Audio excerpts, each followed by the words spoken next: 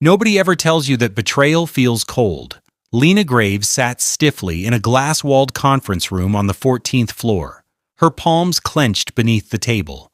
Across from her, a man in a gray suit read from a prepared statement with the kind of fake compassion only HR can master.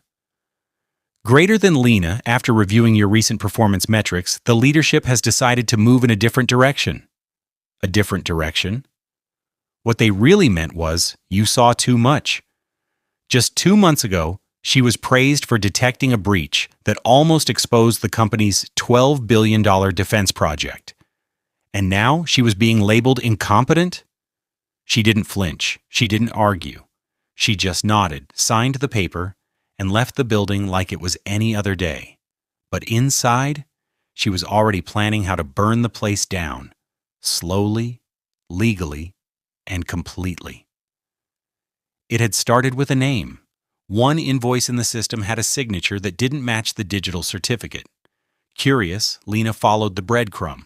One misfiled contract led to another, and before long, she had mapped out a network of fraudulent shell companies, each receiving inflated payments for consulting that never happened. Millions were bleeding out of the government's pocket, and nobody was stopping it. Because everyone up the ladder was in on it, Lena reported it, quietly, respectfully, internally. 2 days later, her access was restricted. A week after that, she was pulled off key projects. Then came the bad performance reviews. It was clear what they were doing, silencing her, one HR form at a time. She didn't fight back at work. That would have been predictable. Instead, she walked out with a forced smile and a hard drive disguised as a family photo frame. Inside it, logs, emails, contracts, signatures, access histories, every piece of evidence tied with a digital bow. She spent the next 10 nights in silence, working from a cheap Airbnb across the river, scrubbing metadata, anonymizing files, building timelines. No anger, just focus. Then she wrote one email, greater than to inspector.general@gao.gov. Subject, whistleblower disclosure, fraudulent defense contracts. Attachment, Lena_evidence_packet.zip. This is not about revenge. It's about accountability. 6 weeks passed. Then everything exploded. The Office of the Inspector General opened an inquiry. That inquiry became an audit. The audit became a firestorm.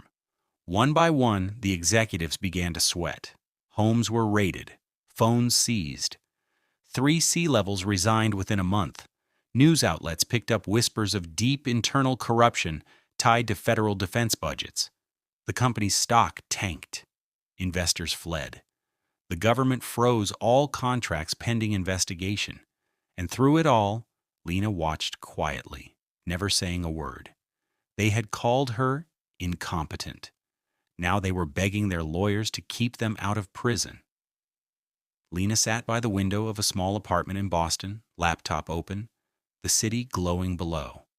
On her screen, a new email sat in her inbox. Greater than. Subject, offer letter. Cybersecurity Risk Advisor. From Office of the Inspector General. They didn't know she was the whistleblower. She smiled, leaned back, and whispered to herself, greater than, let's audit someone else now.